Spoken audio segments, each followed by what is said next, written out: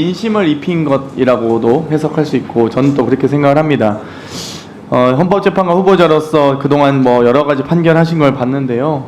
그래도 상식적인 판결하고자 노력했다고 생각을 합니다. 동의하십니까? 네. 그러면 진짜 당연한 질문인데요. 배우자께 제가 만약에 추석 선물로 명품백 드리면 받습니까? 받아본 적이 없습니다. 그렇죠. 안 받는 게 상식적이고 만약 드린다면 돌려주실 거죠? 저한테? 네, 당연히 그러겠죠. 그게 상식적이죠. 혹시 후보자께서는 통신기록 조회 당하신 적 있습니까? 혹시 조회 문자를 받아보신 당했다는 적 연락은 없으시죠? 받지 못했습니다. 문자 받아보신 적 없으시죠? 네.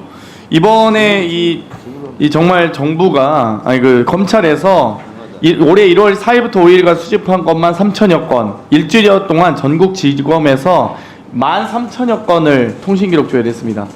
이 전기통신사업법에 의해서 이 사실확인조회는 영장을 발부받아야 되지만 통신기록조회는 발부 없이 수사기관 협조 요청하면 할 수 있거든요. 그래서 이제 올해 1월 1일부터 이 문자로 안내해 주게 됐는데 많은 분들이 이제 문자를 통해서 본인의 이 개인정보가 담긴 통신기록조회를 수사기관이 일방적으로 한 것을 알게 됐습니다. 이런 부분에 대해서는 사실 후보자께서 보시기에는 이 너무 심각한 개인정보 침해 또는 인권 침해 아닙니까? 개인적으로 볼 때는 통지가 늦은 것이 그렇게 적절하다고는 생각하지 않고요. 다만 관련 법령 규정에 따라서 이루어졌을 것으로 추측하기 때문에 그렇다면 그 제도의 문제점도 있지 않을까 그렇게 생각합니다. 최근 5년간 수사기관이 제공된 통신 이용자 건수가 연평균 510만 건입니다. 1년에 510만여 건 되거든요. 이건 사실 거의 전 국민의 10%가 통신기록 조회를 당하고 있는 꼴이다라고 보여지고요. 후보자의 인상적인 답변이 있었는데 가장 의미 있게 생각하는 헌법조항이 제10조라고 답변하셨더라고요. 이 인간의 국민의 행복추구권과 또 국가는 이 개인이 가지는 불가침의 기본적 인권을 확인하고 보장할 의무를 진다는 것 아니겠습니까? 국가가 그러면 개인의 인권을 보장하기 위해서 존재하지 개인의 인권을 침해하기 위해서 존재하면 안 되겠죠. 네. 물론 범죄 혐의로서 많은 어떤 국가에 소속된 국민들의 피해를 최소화하는 것도 국가의 책임일 것입니다. 네. 그러면 당연히 주가 조작이나 이런 부분들도 당연히 문제 아닙니까? 다른 소액 주주나 개인 투자자들의 개미 투자자들의 이 권익을 침해하는 것이니까요. 네. 근데 이거 전혀 수사도 안 하고 이런 부분은 과연 이게 공정한 수사, 국민으로서의 권리를 다 하고 있는 것인지 의문인데요. 거기에 대해서 의문이 있으시지 않으세요? 적절한 만약에 범죄 혐의점이 있다면 적절한 수사는 이루어져야 된다고 네, 그게 생각합니다. 상식적이죠. 이게 사실 뭐 수사 중인 사안이라 답변할 수 없습니다. 이건 검찰총장 후보자는 하는 답변이죠. 이번에 이명박 박근혜 전 대통령에 대한 유죄 판결 잘 아실 겁니다. 거기에 대해서는 동의하시죠? 이 판결의 네, 유죄가 판결의 선고된 것에 취지는 대해서 존중합니다. 그렇죠. 그러면 박근혜 대통령 탄핵 심판에 대해서도 지금 다른 존경하는 서영 의원님 또 질문하셨던데 이 탄핵의 사유가 핵심은 사실 헌법소의 의지가 없다는 건 아니겠습니까? 결론적으로 딱 한 문장으로 얘기하면. 네, 그렇게 표현할 수도 있겠습니다. 이 대통령의 거부권은 이 대통령제는 물론 미국에서 유래한 제도이기도 합니다만 거부권은 결국 이 행사에 대해서 어떻게 이제 해석이 되느냐에 대한 뭐 법률적 논쟁이 있는 것 같습니다. 미국은 이 법률안 발의권이 없죠. 정부 제출 권한이 없지 않습니까? 네. 그렇기 때문에 이 국회의 입법 권한에 대한 견제권으로서 대통령의 거부권이 존재합니다. 이건 다 저희가 정치학 시간이나 법학 시간에 다 배웠던 거거든요.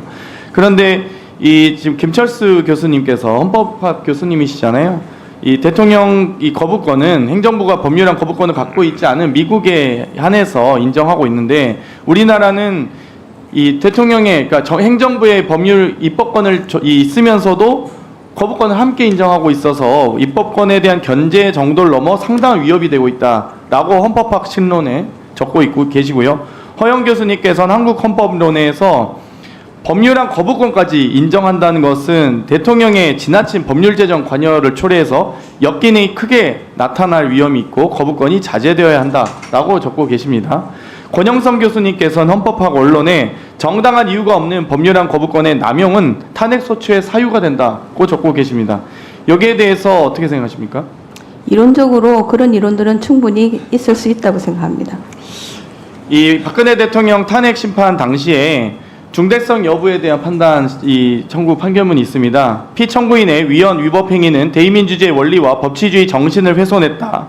최 씨는 국정 개입 사실을 국민에게 철저히 숨겼고 관련 의혹이 제기될 때마다 이를 부인하며 오히려 의혹 제기를 비난했다. 국회나 언론의 견제 감시가 제대로 작동될 수 없었다.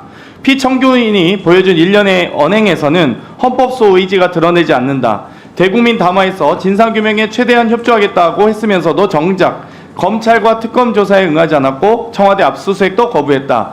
피청구인을 파면함으로써 얻는 헌법소의 이익이 압도적으로 크다. 이에 재판관 전원의 일치된 의견으로 주문을 선고한다. 주문 피청구인 대통령 박근혜를 파면한다 라고 되어 있습니다. 이 피청구인과 여러 최 씨를 적용하면 최 씨를 김건희 여사의, 피청구인을 윤석열 대통령에게 적용해도 지금 이런 국정농단과 지휘와 권한을 남용한 의혹들이 많이 있음에도 불구하고 개인과 관련된, 개인의 가족과 관련된 법안에 대해서, 특검에 대해서 거부권을 행사하고 있습니다.